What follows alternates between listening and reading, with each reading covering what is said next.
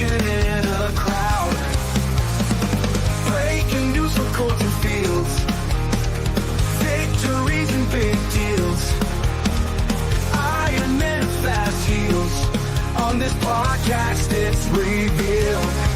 For the breakdown, let's ignite. Black and gold, we're taking flight. Every story, every fight.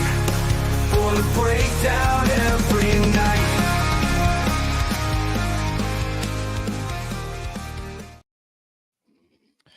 What's going on, Boiler Nation? It is Thursday night, March 6th, 2025. You're listening or watching live on the Boiler Breakdowns Facebook page and YouTube channel to a new episode of the Boiler Breakdown Podcast. I'm Tanner Lee, co-host Evan Webb, and our brand new addition to the Boiler Breakdown Podcast, our newest co-host. He's no longer a special guest anymore. Aaron Lynch is also in the house. What's going on, fellas? Aaron, welcome to the Boiler Breakdown pod, group, family, whatever you want to call us. Mischiefs, I don't know.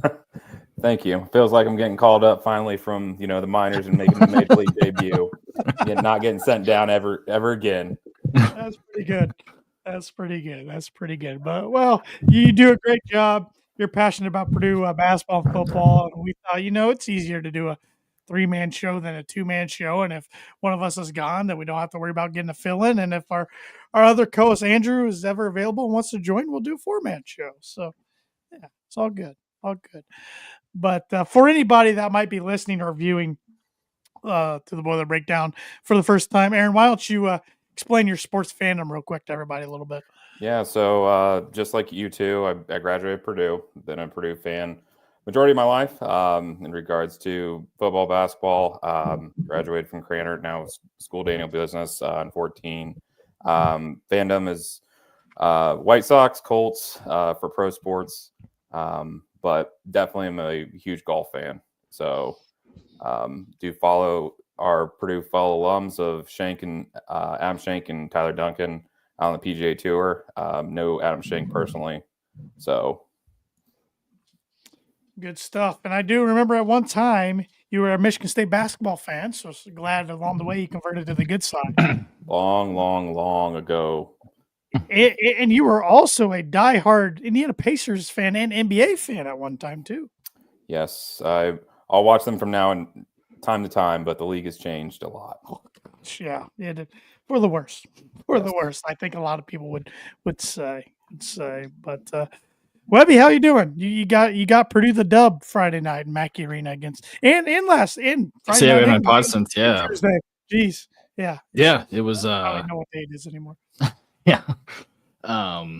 Two different or very different feelings in Mackey for both games. Friday against UCLA just kind of felt like there's just a lot of anxiousness, with rightfully so, coming off a 4-game losing streak. You could just feel especially once Purdue kind of once again let a double-digit lead slip away in the first half. Yeah, the first half they kind of let it go. Versus Tuesday night, once Purdue kind of got rolling, the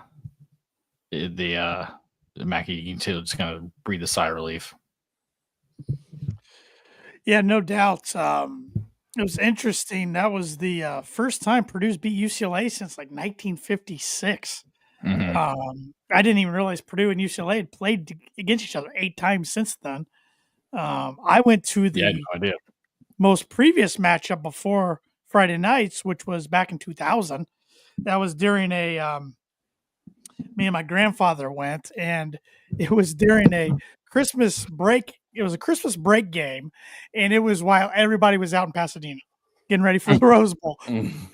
We lost to Steve Lavin, coached UCLA team with their best player was Jason Capono. Wow. Sharpshooter in the league. Yeah. They also had another guy named Flowers, I think, that played a little bit in the league, and then a center that had a foreign last name that wore 00. I think he also played in the league. So I think it was a decent little UCLA squad. Now was one of the KD years that Purdue wasn't very good that year. The post Elite 8 season, I guess. Season following up that. But always cool to have a school like UCLA come in. Rick Mount was in the house, which is which is not nice to get a victory in front of them. Unlike 2016 Iowa game. Was that the first time he'd been back? Like since his son was at Purdue, at least. Yeah, which that was kind of part of the reason for the whole kind of bitterness between the two. I doubt. I'm not sure how many more games he'll come to. I mean, he's getting up there in age, and sounds like he enjoys kind of watching from home, which I don't blame him on that. It was cool to have him in the house. The place was rocking when Purdue kind of went on their little run. You got dicey, but I mean, UCLA is a good team, and it was going to be tough. I mean, it was nice to see my bold prediction being right of Purdue getting getting single-digit turnovers. Yeah, close. Got 9. Almost blew it there at the end. But to kind of bounce back after all that, you could tell their communication was better. Their body language was exponentially better than what we had seen over the last 4 games. So I think, as cliche as it is, I think the players only meeting actually had some positive. I mean, if that's truly it. I mean, they also had, almost a week off to get ready for that game after losing at IU, on Sunday. So I assume they probably got Monday and Tuesday off, maybe. We could tell they just seemed a lot more fresh, and just overall, they looked way better. Well, what you and I were talking about last week, the communication was definitely better, but footwork also. I was watching that on regards to defense, and I was like, all right, yeah, maybe there was a little bit of this that needed to be cleaned up. Yeah, Trey had a couple of things where they would try those lobs, and he was able to get up and at least tip it just to disrupt it, which I thought we hadn't really seen at all, from at least definitely in that 4-game skid. So that was nice to see, and nice to see some guys hit some shots finally and get some other guys going. I thought the biggest thing was the turnaround and rebounding in the second half. Mm-hmm. I mean, they were just destroying Purdue on the boards the first half, but in the second half, Purdue got after it. And shout out to Cam Heide, getting 9 boards. Those are the things you got to do, especially if your shots aren't falling, which he made a couple. Hit one at the end, it was a big one. It was kind of a kill shot, so it was the only one he hit, but it was still. I mean, that was a big moment. So it's nice to see Miles Colvin starting to get some confidence in his jump shot the last few games, which really started at Indiana. So that was huge. TKR and Braden were awesome Friday nights, and then awesome again Tuesday. TKR kind of took a step back for Fletcher and Braden's hot shooting, but he played well too. So that's feeling a lot better than I was a week ago at this point. Let's put it that way. Absolutely, definitely could have went in thinking 0-3 out of this. Now 2-0 with one more game to play on Friday. Definitely seen some things that we haven't seen, especially defensive rebounding on Tuesday. So definitely hearing Painter talk today in regards to the improvement in that and rotating on defense and not having to communicate and come off traps and being in positions to have those defensive rebounds since we're not physical enough under the glass. Definitely saw that on probably the second half of UCLA and definitely Tuesday night against Rutgers. Yeah, absolutely. Got a comment here from Cameron Day. Chris Beard to IU, Little Rock, Arkansas 2.0. Nah. Painter's beat Beard the last 2 times. He went head-to-head against them. One of the times Texas Tech beat them when they were without Haas. So yes, to that one. But I don't think he's going to be their pick. I don't know who it's going to be. I asked in my phone book. I have one guy who I thought might kind of be more in the know than others, and I asked him. He said, "I don't know who it's going to be," but he goes, "I can tell you a few names that won't be." He said, "Brad Stevens, Scott Drew, no." So Scott Drew, no, really. Yes. Yes. Okay. I think Nate Oates has turned him down to at least behind the scenes. Is what I've read. Can I ask you both, because I saw this on a national media conversation. How odd is it going to look for them to somehow, if they get a good draw and get to the Sweet 16, and they force Woody out? That's exactly what I said on my other podcast Monday night. I said, yes, our buddy Josh. I'm like, if they get hot, get into they got to get into the tournament first off. Yep. If they get in, right now they probably are. They're in. It happened to get on 3 has them out, but most bracketology has them in. If they happen to get in and say they do make a little run to the Sweet 16, how weird is that going to look when you're outing a coach making the tournament 3 out of 4 years and makes it, which haven't done since 2016. Yeah. I mean, but and my buddy's like, I think you still gotta. I think you're too far in. I still think you gotta push him out the door. I'm like, maybe they should have just kind of waited, but. Well, I think part of it, not to make this the Indiana podcast, but I think part of their turnaround was the fact that they announced. I think part of what Woody did was once they kind of made the announcement and it was public, it was like, all right, screw it, I'm done with the politics of playing the guys who are the highest on the payroll. He's going to play the guys, which it's no surprise that we've seen guys like Luke Goody, Anthony Leal, Trey Galloway play the most minutes, especially in the Purdue game. Shocker, guys from the state took that game a little more seriously than a guy who essentially committed prior to even stepping foot on campus. So it's it's no surprise. I think that definitely plays part of it into it. And just think you see it with a lot of these, rent a player teams where they start to play better at the end of the year. It's just how much better, how good were they previously to where are they trying to save their season in the last 2 weeks, or are they, just building on something? Steve Tater Swingle here on YouTube. McDermott is my dark horse pick to be the next IU coach. He'd be pretty solid, I think. Mm-hmm. He'd be solid, yeah. I don't know how old he is, though. Still, he'd be a good one. What's his first name? I forget. Greg. It's not Doug. Greg. It's Greg. Dermott. He's only 60. Oh, okay. And he only makes 1.3, a little north of 1.3 mil a year. Yeah. I think he'd make a lot more at Indiana. Man, Creighton's been pretty good. I think that dude deserves more money than that. But I know. Do you want to leave? Where was Creighton in Nebraska? Omaha. That's a bigger town than Bloomington. Yeah, it's true.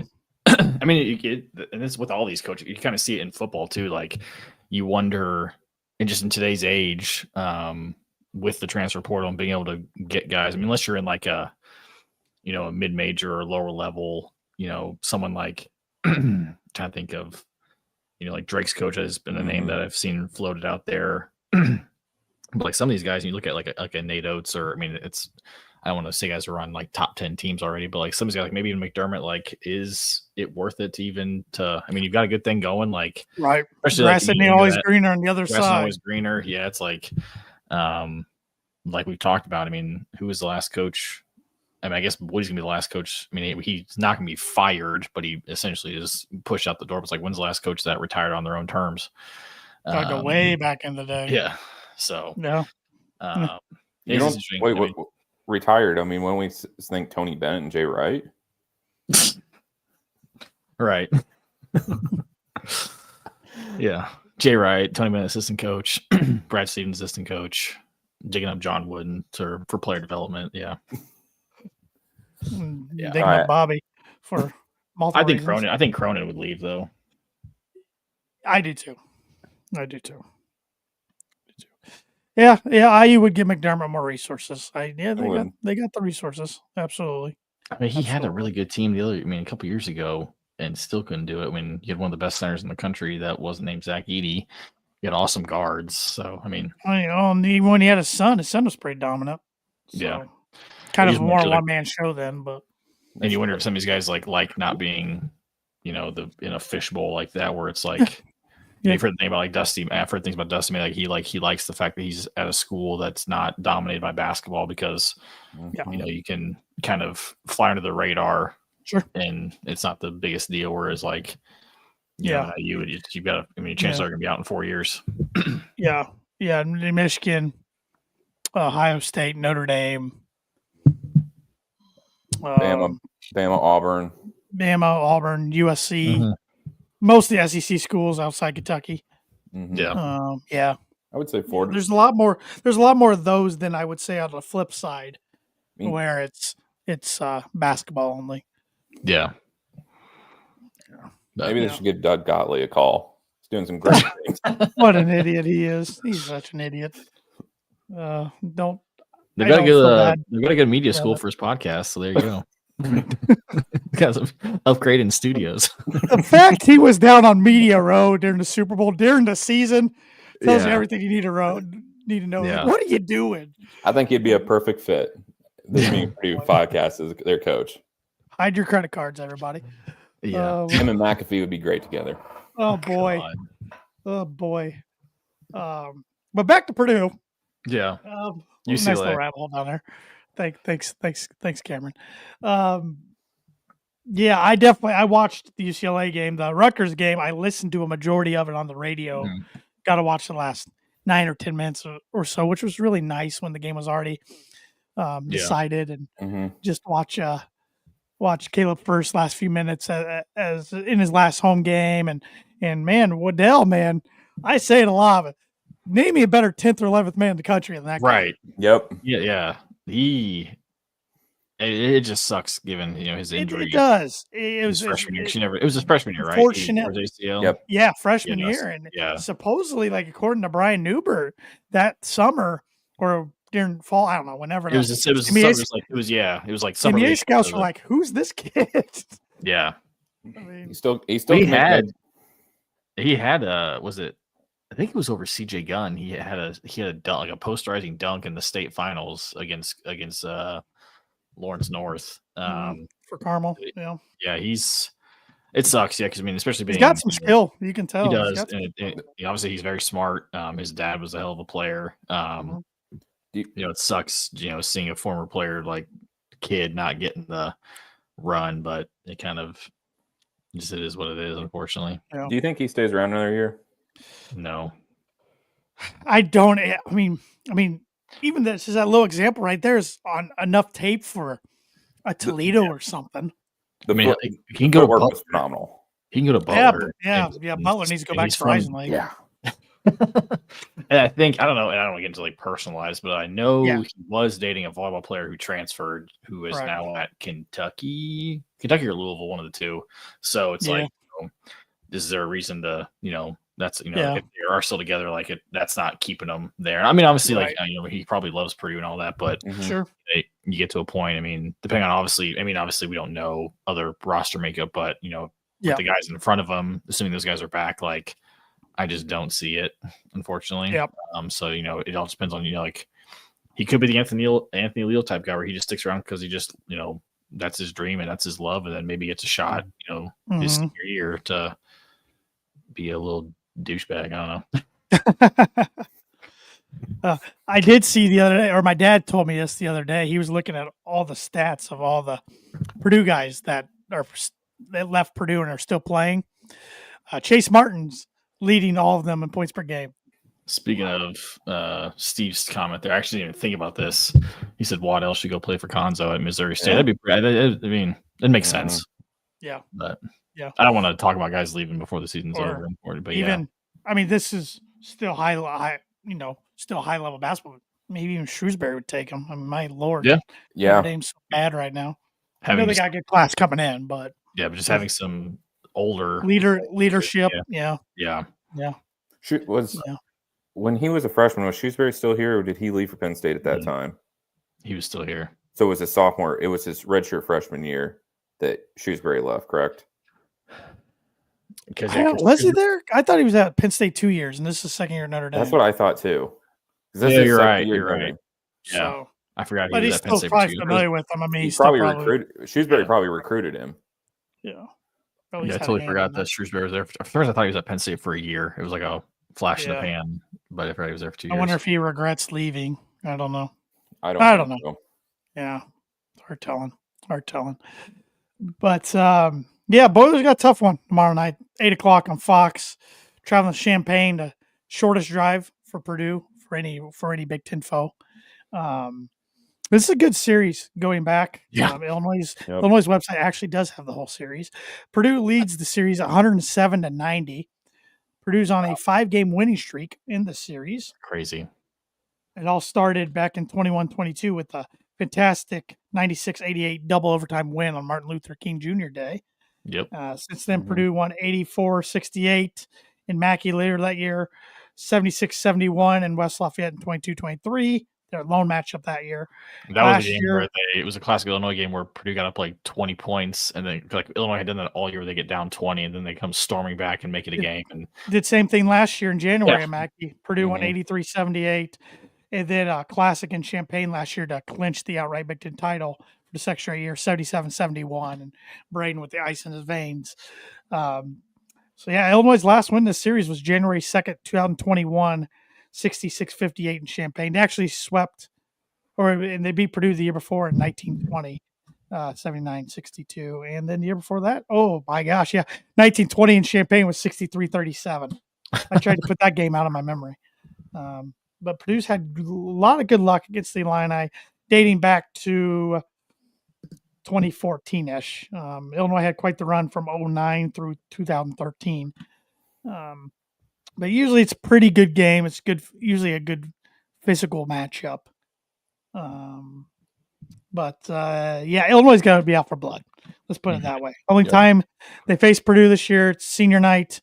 Big Ten, for whatever reason, likes to put these two. I mean, this is now 3 years in a row they've play in March. Oh, Friday? Oh, in March, yeah. March. Yeah, it was March 5th the last 2 years, actually. Mhm. And March 7th. So, And Steve got another comment here, which appreciate you, Steve, chiming in. It is. I just checked it. It is not Illinois spring break. Their spring break is like on the 15th. Yeah, but I'm pretty sure Michigan. I think they're on. Are they on trimesters? I think they're. I thought their academic calendar was different and weird. I think you're right about that. Yeah, because I watched part of that Maryland Michigan game and that place was dead. The one time we need Michigan to help us. Thanks, Michigan. Yeah. But Webby, you want to go over the scenarios for Purdue to keep their Big Ten tournament double bye streak alive? Let me pull up, which I think I saw the guy who made this. I'm using the Big Ten. It's MRed's Big Ten men's basketball tournament generator, and I think there was a mistake in terms of like tiebreakers, but come on, MRed, what are we doing? So assuming Purdue wins, let's just assuming Purdue wins, Wisconsin wins, and Maryland wins. According to this website, Purdue would be the 3 seed, which I don't know. I think this is where it actually is wrong because it has the way that this based off of like if all those teams won, it had Michigan State 1, Maryland 2, Purdue 3, Michigan 4, Wisconsin 5. But I don't know because Purdue, Michigan, and Wisconsin will all be tied at 14 and 6. Wisconsin will get the tiebreaker over Purdue, so that's I think where this is wrong. But I don't know what Wisconsin did against Michigan this year. I know Michigan won at Wisconsin early in the year. I don't know if they played again, did they? I don't think. Let's see here. Stupid 18-team conference schedule. Yeah. Let's see here. I'm looking for Wisconsin. No, they were one of it was a December game. Was Michigan won by 3 in Wisconsin. So I think Michigan will get the tiebreaker over Wisconsin, but I don't know what happened with Purdue and Michigan since they split. Would it be head-to-head matchups that they had though with other Big Ten Maybe opponents? because this is what this says. This website says is Purdue with Michigan, above Wisconsin, below Maryland, based on round robin record of 2-2, above Michigan based on winning percentage against number 8 team Illinois 1-0, which Michigan lost their only matchup to Illinois. So basically, the easiest thing we need to win, have one of those teams lose. Correct. So Right. I mean, you got Wisconsin is home against Penn State, Maryland's home against Western. I don't see Michigan is, which Michigan probably will lose. They're at Michigan State. Yeah, they're at Michigan State.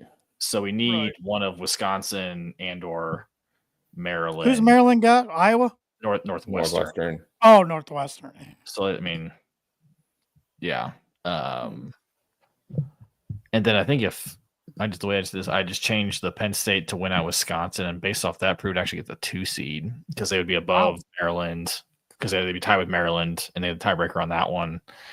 I don't know. If we win, the worst we could be is a 5 seed. We wouldn't get the double bye, but we'd be a 5. Yeah, I think. Let me see if I can find it on Twitter, but I think I saw something like there's like a chance for like Purdue between like 2 and 6. Oh. Well, 6 would be if we lose. We'll lose. Yeah. We have 7 losses at that point. Yeah. Has the Big Ten not announced this? Like this is kind of surprising. Where last week the regular season, like football, they didn't announce like what the actual tie-breaking scenario would be for double buys. They might have. I haven't watched the Big Ten tournament. I haven't watched the Big Ten Network in months. Besides what Purdue's played. Well, I would think I'll look it up because they would have to have it for the women's. And the I got women's no- tournament's going on right now. Which Purdue's not in. Embarrassing. Yeah. Embarrassing. She might be out. Katie Gerald might be out the door. They gave her. They gave her the vote of confidence for another year. This past week? Yeah. It was I reported must that have she's missed it. returning. Yeah. Yeah.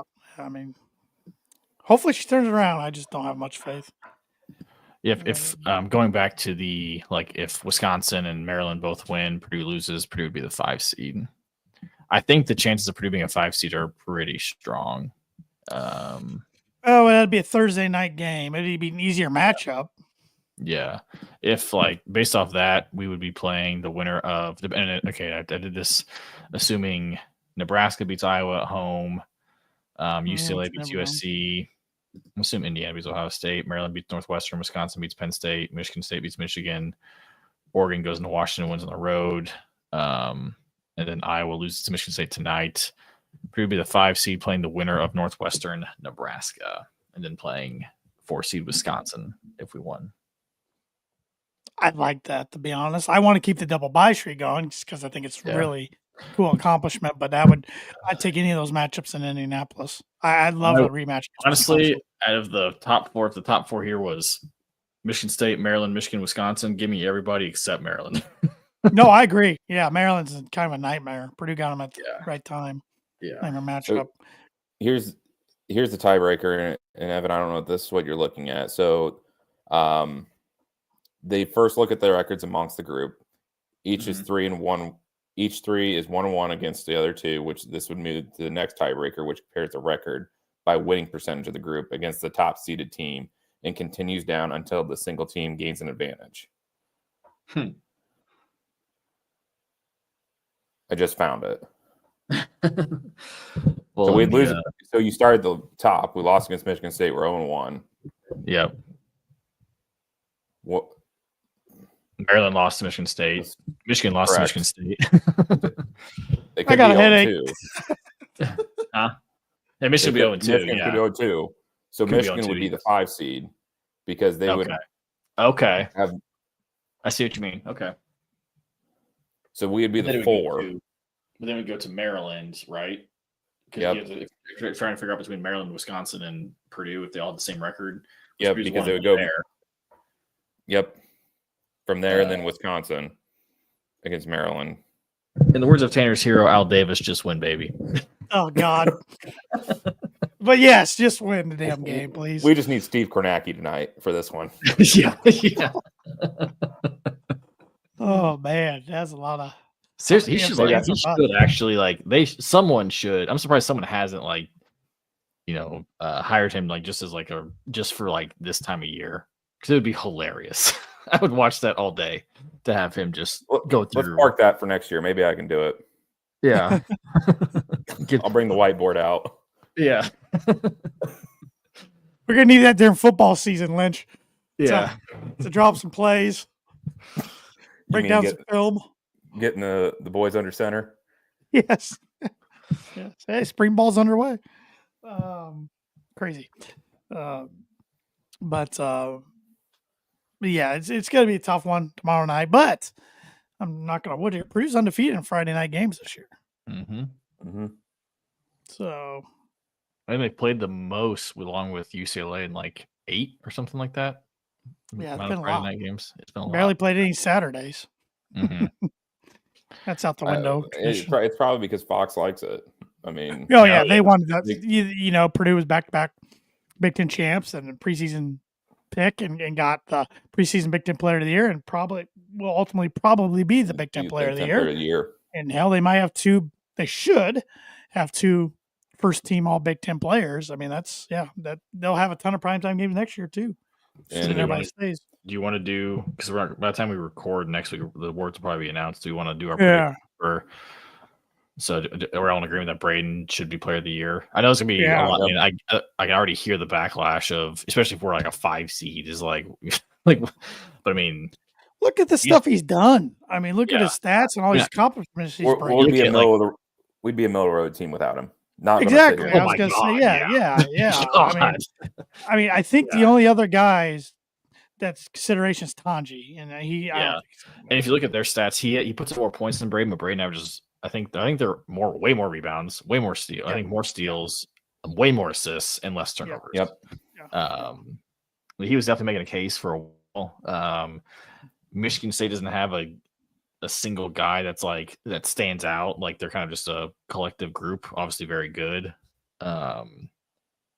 Maryland, I mean, they've had some. I just feel like no one's been consistent enough for them. I think it's Braden and Tanji for sure. Then you're getting into guys who are like 6th, 7th, 8th seed, which is already stretched. But I think, you could argue. I think Trey Kaufman should probably be third. On this podcast, if I would have been on the podcast last week, I was going to try to make it a case for Trey being Big Ten Player of the Year. Which I still think he's up there though in the top 3. He's a skilled offensive player, man. But Braden plays both sides of the ball. That's the biggest thing. If Trey did and was a shot blocking presence or was disrupting the pass, or was a better rebounder, he doesn't rebound. Absolutely. Yeah. I would easily make the case he's over Braden. Yeah, his footwork's, man, he might have better footwork than Trayvon Williams, and that's saying something. That's saying something. Yeah, great footwork. He doesn't pass like Trey. No. He tries sometimes. Yeah. If he can add that to his arsenal next year, him and Braden move that ball, there's going to be an open shooter just standing out there. Yeah. Or I love the comments the other night about Fletcher shoot so many threes. Everybody's like, he should shoot that many every game. I'm like, nobody else plays defense like Rutgers. So, right. I was like, Pike, man. Newbert was saying in his, I think it was the Wednesday night basketball chat. I mean, he's like, Rutgers of old, like they would have, thrown a chair at somebody. Rather than let them shoot an open three. Like they would have grabbed Braden by the neck. I understand why they went and got Harper and Bailey. The two guys are studs. Don't get me wrong, but it shows what can happen when you go hunting for NIL and stuff. It can backfire. I mean, they lost a lot of core guys to other places that knew how to win there. I don't know if they're going to be able to get it back. They're going to give it. I bet they might. It's going to take some time. It's not going to be like, it's probably like what Painter was in the early teens. And they're going to he's going to have a leash there. And you'd think he should. I love Pikel. I mean, and him, say what you want, but when you say like I sent 2 top 5 picks to the NBA draft, that's a recruiting chip for going to get your kind of guys. Sure. Especially like in that part of the country too. Like there's a lot of that school. Yep. Yeah. There's a ton of basketball talent out that way. Old he's even prior to that, like he had the kid he ended up going to, I think he went to Nebraska, Gavin Griffiths. Like he was a 4-star and then he just like so he's gotten talent. It's interesting. I mean, it was cool to see those guys. Like I saw Bailey in person when I went through the game at IU and he put up 39. But Harper didn't play in the game, so it was cool to see Harper, even though he didn't really do much, thankfully. But it was cool to see like 2 guys who are definitely going to be in the top 5 in the draft in a couple months. Bailey had that nice wraparound. That was sweet. That was funny on the radio. Blackman's calling that one was funny. Was it? Yeah. But Bailey, he's a specimen, 6'10", but just has. Is he? Lynch, I know you watch the NBA more than we have, but is he the closest thing to Kevin Durant we've had? Yep. It's Kevin Durant. I actually think he's more athletic than what KD was at that age. Yeah, that's fair. I think he could actually play the 2 guard and just be dominant because he's going to be his length would be unbelievable. And I understand the NBA is now completely positionless at this point. Chucking threes. I don't think he has to chuck threes. I think he can get to the rim easily because there's going to be so much space at this. Harper, he's big. He is. That was my worry going to the game because of his size. I was like, I knew Braden was going to guard him. I figured it was going to be CJ just because CJ's been guarding, the better guard, and also they still want to get Braden in foul trouble. But I forgot how big Harper was, and I saw him. And I was like, my God, he was huge. Seen this comment from Steve. Yeah. If Pike can muster up the NIL, get Bailey and Harper, they should just use that money to get 4 or 5 guys, low 4-star and 3 high-star range. Yeah, I would kind of agree. This fit culture. We've seen it. I would say both in this NIL era, culture in regards to your programs, football, basketball, whatever it is, baseball is going to win out because you're going to have players adapt because it is team sports, not a, it's not Which golf. I'm not surprised Harper went there because obviously his brother was there. I know he was down to Duke, like Indiana and some other schools, but Bailey committed first. And I was really surprised. I'm curious because he's not from that area. He's from Tennessee and played basketball down in Georgia. So I'm curious to see how that came about. He's a really good player, but It's relationship on the coaching staff. I mean, Pike will probably, and one of his assistant coaches probably communicated to him. I mean, Harper's going to be one heck of a defensive guard in the league. That's for sure. His dad was pretty good defense. Yep. Yeah. Back in the day. So, yep. I don't want to see any more Harpers in the Big Ten. Just stay away. Stay away. Except this one wasn't a Purdue killer like his brother. So. No. Yeah. And this one's going to be one and done. Yeah, right. Oh, yeah. Right. Yeah. So, go ahead. Who's on your first team All Big Ten? If you had to, this is where it's tough. Yeah.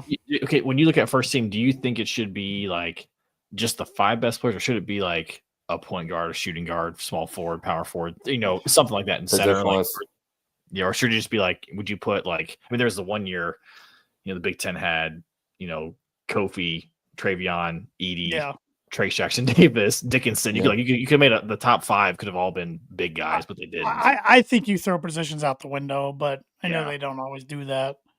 I think they need to at this point in moving forward and just name the 5 best players. Yeah. Go down. So who would you pick? You got Tanji, Kaufman, Renz, Braden. Yeah. Easily those are your top 3. Yeah. I feel you have to put somebody from Michigan State. I just don't know who. Would you put Holloman? That's the only one I can sit here. Yeah. Jace Richardson hasn't done enough long enough to earn him. He'll do enough to definitely be first team all freshman. Is there even more than one freshman team, or is it just no? It's just one freshman team. Okay, he'll be all freshman team easily, or he should be. I don't know who else you throw. You could look at Golden, maybe Golden or Wolf. Yeah. You could obviously look at Maryland. They've had obviously you got Queen, who's going to be on the freshman team. You've got Rice. You've got Rice. I could see Rice. Who's the other guy? Rice has been the most consistent on that team. I'd almost want to let the height. Queen has won them games. Yeah. Then it's interesting because Gillespie's another one. Then there's that. I think this guy's more second team. I can't think of his name. There's that dude from Nebraska that's been balling out lately. Oh, Bryce Williams. I'm putting him first. I'm putting him first. Williams. Yeah. It gets tough because I don't know. These lists are so weird because he's playing to where he probably deserves it, but since he plays for Nebraska and they might not even make the tournament, will they do that? And you can make a case, not a first team case, but Dawson Garcia. Minnesota's been playing pretty good last month. I don't know. Even look at Illinois. Jaka Jonas has played really well for most of the year for the most part. I feel like he got tons of hype early on, and it's died off. Once they started losing, his stats kind of plummeted a little bit. How about the dude from Oregon? Biddle. Yeah, he's good. Kind of a log jam there for second and third team. I feel like kind of guys like Balla have played pretty well most of the year. He's put up a lot, good numbers. Obviously, they haven't won. But it's going to be interesting because I feel like in years past there's been a pretty clear cut. Right. You could easily pick 5 guys. So I think this year, it's probably the new way with 18 teams. Yeah, more years than that. Do you think? You think Fletcher makes a second or third team? Wolf had the most assists last night for Maryland. No, I don't think he does. Does he deserve it? Yeah, at least third team. I don't think he does. Not this deep of a conference anymore. No, I just don't think he gets the respect he deserves. Not going to take the Fletcher slander. I am. Which is fine. If that pisses him off and fires it up, I'm all for it. Yeah, come back and prove us all wrong next year. Yeah. He's definitely added elements to his game this year that he didn't have next year. I look for him to take even another step forward next year. trying to think. Braden should be all defensive team. Yeah. Yeah, Do you think? I don't think they will, just because it's so stacked. I don't think CJ makes all freshmen, just because you've got No. nope. Queen, Harper, Bailey. You've got, Jace Richardson. Yeah. No. No shot. No. I think he and Jakari will make some teams before they graduate. Oh yeah. Yeah. They played well the other night, both of them. Yeah, I'm trying to think. Coach of the year is right. Yeah, I mean, You can make a case. You make a case for guard, and you make a case for Willard. Mm-hmm. A lot of people are making a case for Dusty May, but I think that's died off. I think it died off last night. Yeah. Heck, I actually think deserves it. He won't. Chris Collins. He's proved to me he can really coach this year with all the injuries they've had, but he won't. Yeah. I mean, same with Ben Johnson. I love Ben Johnson. But hell of a job since middle of January. In January, they looked like they were going to not win another game. Yeah. They've thrown together some good wins. Very true. I guess who's your looking back? Who's the biggest surprise to you in the Big Ten from a team standpoint? And who's the biggest disappointment? Wisconsin's biggest surprise. I think I had them 11th in my preseason predictions. They do it every year. I don't know why. I always write them off, especially when they're going to get 26-year-olds to play. Yeah. Disappointment. I'm not mad about Indiana. I mean, there's no excuse. They should be fighting for the bubble this week. They should, with that talent, they should have been in a long time. I mean, they were preseason like second. Some people had them winning the leagues, and a lot of people had them, second, if not third. Yep. They started off the year 17th, right? Ranked. Yeah, they're ranked. Yeah, and then they got blown out by Louisville, and that's what kind of started it. My surprise, I don't know. I lean towards Michigan State. I think it's just because they haven't been the same since 2019, probably. So, and then I still don't think this is even within Izzo's top 5 teams he's had. No. Oh no, but they're more like those teams than the last 5. He finally adjusted to the portal and NIL. That's the biggest thing, because I didn't think he was, and I thought this was just going to be just crazy step out the door. Michigan State's got the guys to back NIL, which is nuts. I mean, the owner of the Suns, right? He's the guy. You got Magic Johnson. Yeah, you got Magic Johnson now. I mean, what are you talking about? They've always run a clean ship up there, Michigan State, in all athletics, everything they do. What are you talking definitely was not compensated. Not at all. Not at all. Jaron Jackson. Matt follows him over to freaking France, and Izzo comes in one time for a visit. Yeah. Oh, man. I wonder if Imani Bates is sending Piss me off, man. What if Imani Bates is still tied to that program? Speaking of Michigan State, they're down 13-19 with 11 to go in the first half at Iowa. That'd be funny. Send Fran off good. Yeah, they've clinched at least a share, right? Fran should get kicked out for old time's sake. Just blow up. Just get his head all red. One more time. Well, so he said in his last press conference that he says he's back next year because he's got a good class coming in, all that kind of stuff. And going to Steve's comment here, I cannot believe they're winning the conference, being this bad of a shooting team that they are. They don't turn it over much. They rebound. Yep. I mean, when they beat Illinois in East Lansing, I think I was I was wanting Michigan State to win that game sometime. I was like, Illinois is Purdue's biggest threat for the Big Ten. Now I'm kicking myself for cheering for Michigan State that game. So I decided there's no way this team gets that many wins with shooting this poorly, or even gets to. I was like, they're going to be. I'm not even sure I'll even have them getting out of the first round in the tournament. But I'm like, do I have them go to the Sweet 16? I don't know. Yeah. Because they do things really well. They do the little things very well. Mm-hmm. Yeah. Tomorrow night. I was saying, who's your freshman of the year in the Big Ten? I want to say Yakachonis. I'll go Bailey. Yeah, I'm you looking at the best teams, Derek Queen. He's played really well as of late. He's played well all year. But you can't go wrong with either one of those 3 guys. So I think they're all going to be top 10 picks for sure in oh yeah, June's draft. Yeah. I mean, assuming Flag goes, which the thought, even like the fact they're like the talks of him potentially coming back has gotten this far without it being debunked is hilarious. He'd What be are they going to pay him? $30 million? I bet they back the Brinks truck. They've got it. Like that's the stupid thing. Well, I mean, here's the thing. Now I wonder what, based on the lottery, does he? Well, he would have. I mean, like yeah, if I mean, who like would he want to go to the Wizards? Would you? No. No, exactly. Like I mean, in again, getting to like Wizards are the worst franchise in pro sports. yeah, like Nobody gives a shit about them. Sliminess, like I mean, does Nike with Duke is Nike's golden child? Like, does Nike do something to keep him at Duke just for the?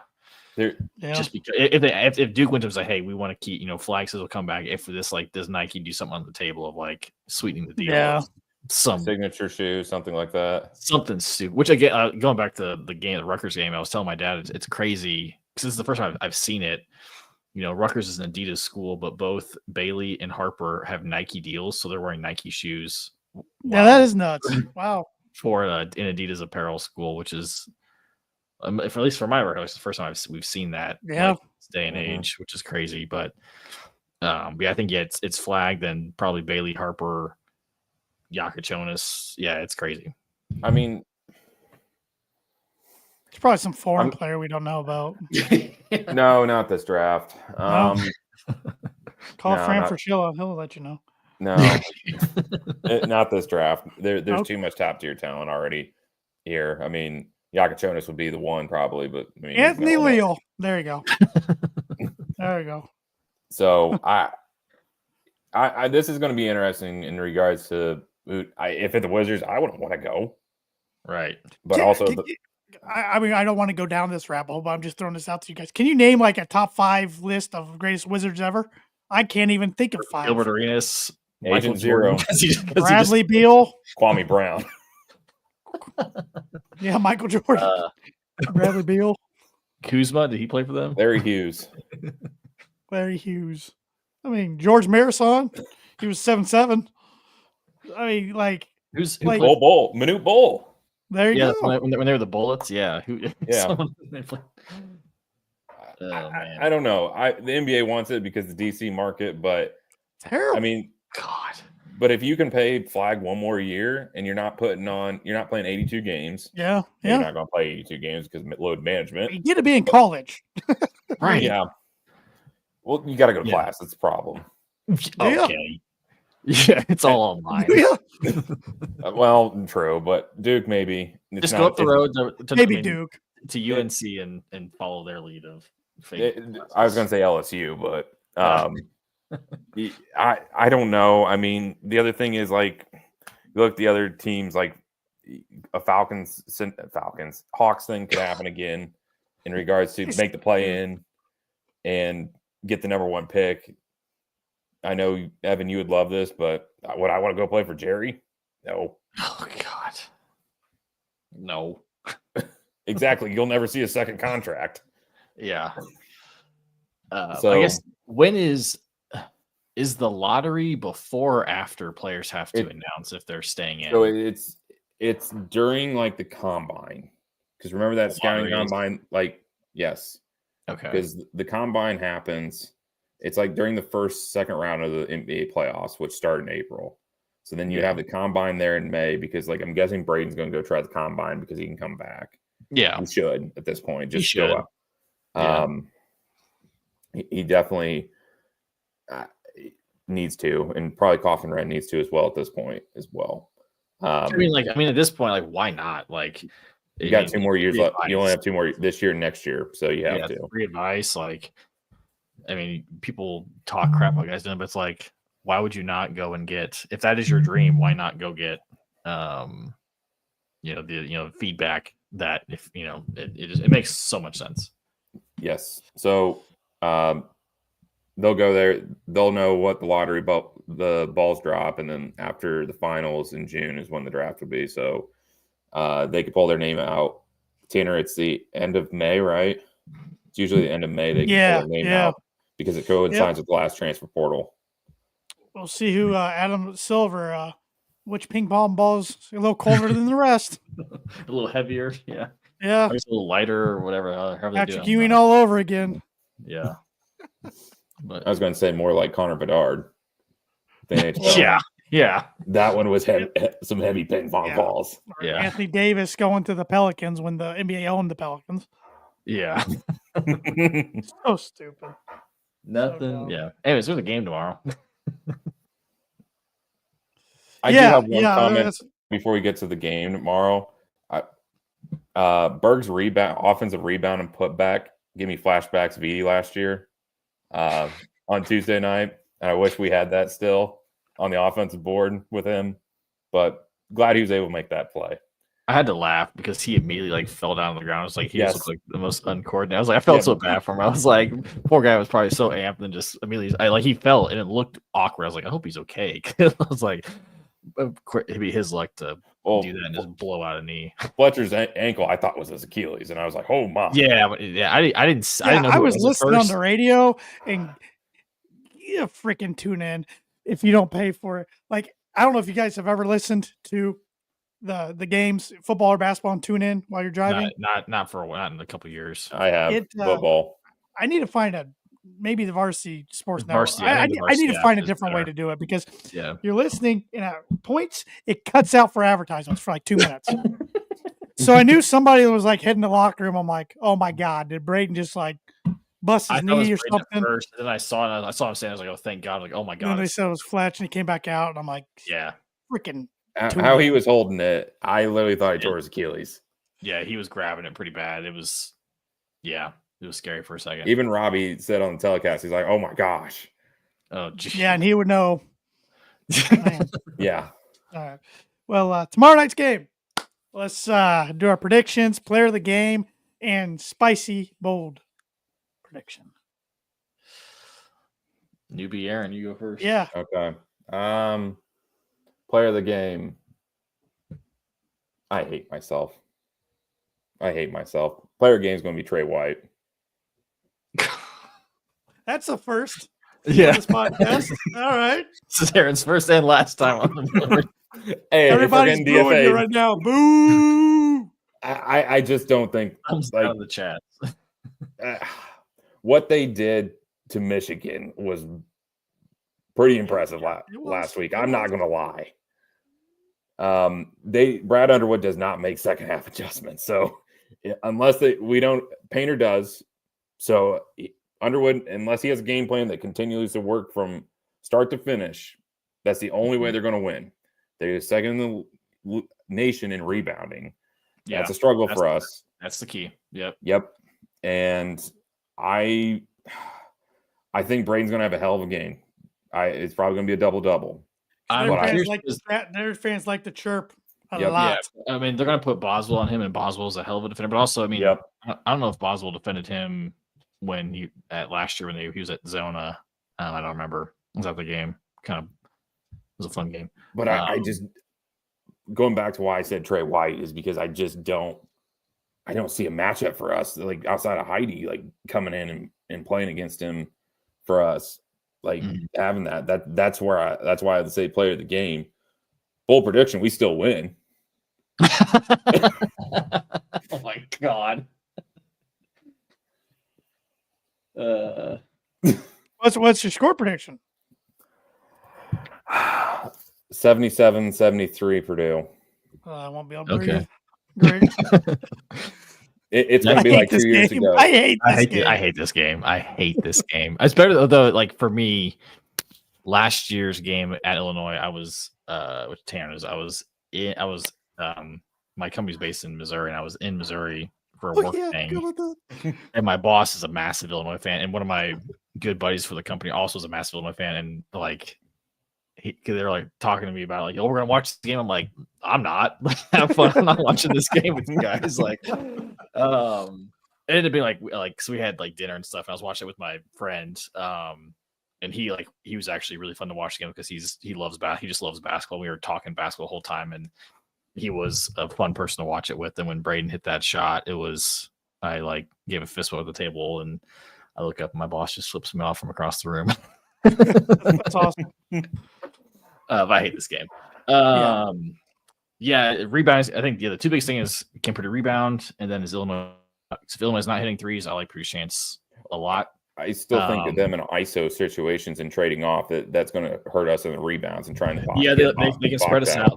They'll spread us out, and someone's going to be able to drive. But as much as I don't feel confident in this game, I am going Boilers. Obviously, I think a similar score to what Lynch said. I think I'm like 78-72 type thing. Maybe Purdue kind of seals it with some free throws at the end. Player of the game. Come on, you got to lean my way.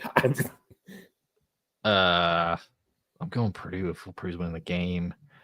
You can have a player of the game on the other side. No, I'm not doing that. I'm gonna go Trey. Kaufman Wren, not White. Does Kaufman Wren have a double-double for this being a player game? I think so, yeah. That's a bold prediction.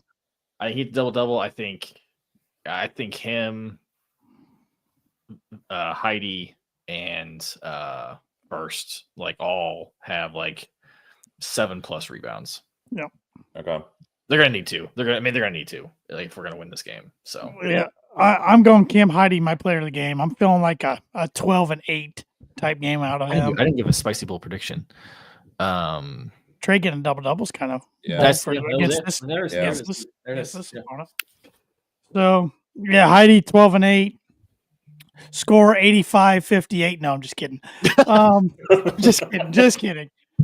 I didn't say you'd win, but they're just kidding. No, I think Purdue wins 82-75. I think it's a high scoring game.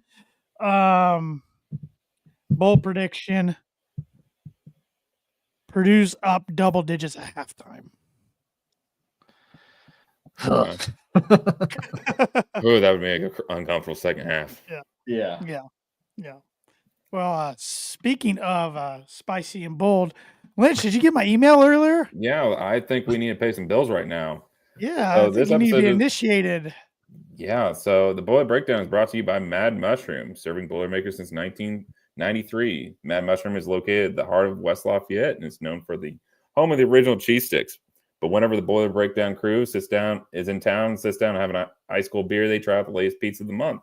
This pizza of the month, this is the jalapeno popper, which is spicy, with a house blend jalapeno cream cheese sauce, bacon mozzarella cheese, and finished with ranch drizzle. So whenever you're in town, tell them the Boiler Breakdown sent you. Use the code BREAK5 for $5 any order off over $20. Over $20. It's Mad Mushroom. Feed your head. There you go. Good job, Lynch. Yeah, so go in and get a jalapeno popper. Pizza starting at $14. You can get grinders, wings, cheese sticks. Cheese sticks, of course, with all the dipping sauces. You can get bacon on the cheese sticks. I used to love to do that. Still love to do that. Haven't done it in a while. But yeah, that pizza, I could go for that one. That looks good. I like spicy food. Doesn't like me, but I like spicy food. So yeah, I need some Tums at this point in our lives. Oh, no kidding. Pop them like candy, man. Yeah. So, and Webby, where else? Where else can we pay some bills? I was gonna say. Oh man, do we have a new sponsor? I'm not spending. No new sponsor. None of that. Where can we get?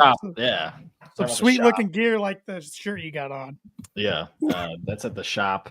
They've been making hometown apparel since 2011. Started out in garage. Now they've got 3 retail locations around Indianapolis, 1 in Carmel, 1 in Broad Ripple, 1 in downtown Indy. Stop in. I mean, they have licenses with almost, all the big Indiana schools minus one up in South Bend that won't be named. They even have one with Ohio State, which was perfect timing for them this past year for football. All things Indiana. This is now kind of ramping up to be like their really big season with the 500 coming up. It's always exciting. They have a ton of new designs coming out. They come out with really cool, with the Big Ten tournament being in Indy for both men's and women's. They have a kind of a basketball, centric Indiana shirt. Rest in peace to Gene Hackman, Norman Dale. They've got that was one of the first shirts I ever saw was the Norman Dale basketball camp shirt, which I feel like I need to go buy now. because that's a pretty sweet shirt. But if you can't make it to Indy, if you're not coming to Indy for the Big Ten tournament next week for the men's, you can go online at theshopindy.com. Use promo code BREAKDOWN for 25% off your entire order. Yeah, I guarantee you they'll be your most comfortable shirts you own. Oh my gosh, yeah. No doubt. No doubt. Yeah, before we wrap things up, Evan started this 2 weeks ago. A little fun little segment, a blind ranking segment. And First up, I know you did it in our text thread. Do you want to take some shots there for his top 5 last week? Monocles. I stand by it. There's a reason why Schoolhouse is no longer in existence. What? Schoolhouse doesn't exist anymore. It's not there on campus. Yeah. What? That wasn't in my top 5? No, but you blasted me for mine. Well, all right. That's Fair enough. Fair enough. Fair enough. So, anyways, you both, I'm going to list 5 campus landmarks. Oh. Non-sports related. And you tell me your ranking. And it can be just, your favorite. I don't know. Mm-hmm. So we are starting with the class of 1939 water sculpture, better known as the engineering fountain. Oof. First off, did you guys do fountain runs? Yes. Either? yeah. All right. I did it after. I did it during BGR. I did it after BGR too. Like I did during randomly. BGR. Yeah. Ran through that one and the Loeb fountain as well. Yeah. You can go first, Aaron. I'm going to say 3. Safe. I hate that was my. I hate doing that. Yeah, it's so safe. Not this, we can make a rule in the future where your first one cannot be 3. Yeah, because it's such a. It is. But I'm trying to think of what you might have. I'm scared there's lecture halls on here, so I got to keep them at the lowest low. Oh my god. Yeah, I'll go. You got to remember who you're talking to. I'll go 3. Yeah, All right. I hate it. All right. Gateway to the future. I know Purdue's got 2 gateways now at campus, but this is the one, the original one. Yeah. Original one right off of Stadium Avenue in University Street. I didn't even think about that one. Dang. I'm going to go 2. All right. Makes for good pictures. Yes. Yeah.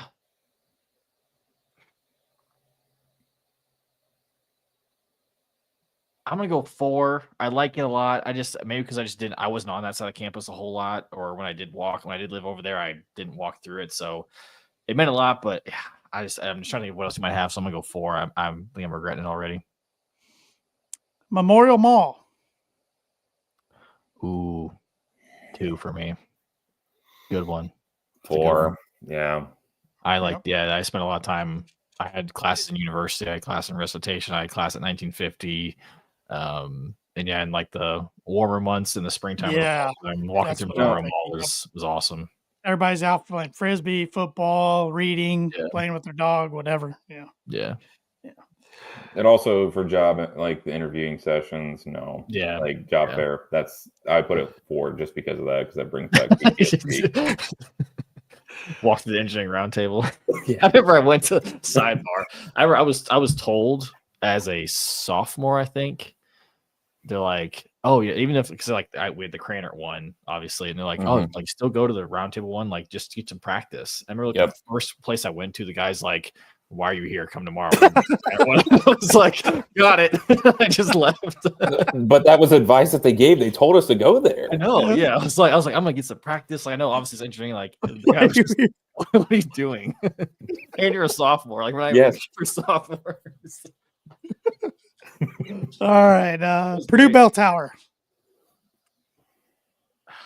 Man. Crap. We have bookends at the. We have 1 and 5 left, both of us. Yeah, I think I'm going to go 1. Yeah, I am going to go 1. That is was staple. Man. Yeah, I'll give you a ranking. I did not walk under it until I found out I was not graduating 4 years. Then I walked under that son of a gun all the time. I'm going to be a horrible person. I'm going to say 5 on this. I say 1 just because I'm thinking you might be saving something for the one, and I would definitely put it there.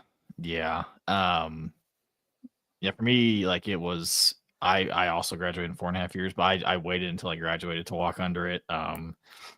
Seeing it lit up at night was awesome. It was always kind of like the time when you're like when campus is quiet and it's nighttime, but all of a sudden you can hear the fight song playing. It was always pretty cool. One of my memories about the bell tower is not a good one, but a friend of mine, freshman year, we used to, especially early on freshman year when we didn't know better, we'd go down to University Spirit when it was located in the Chauncey Strip. Of course, not there anymore.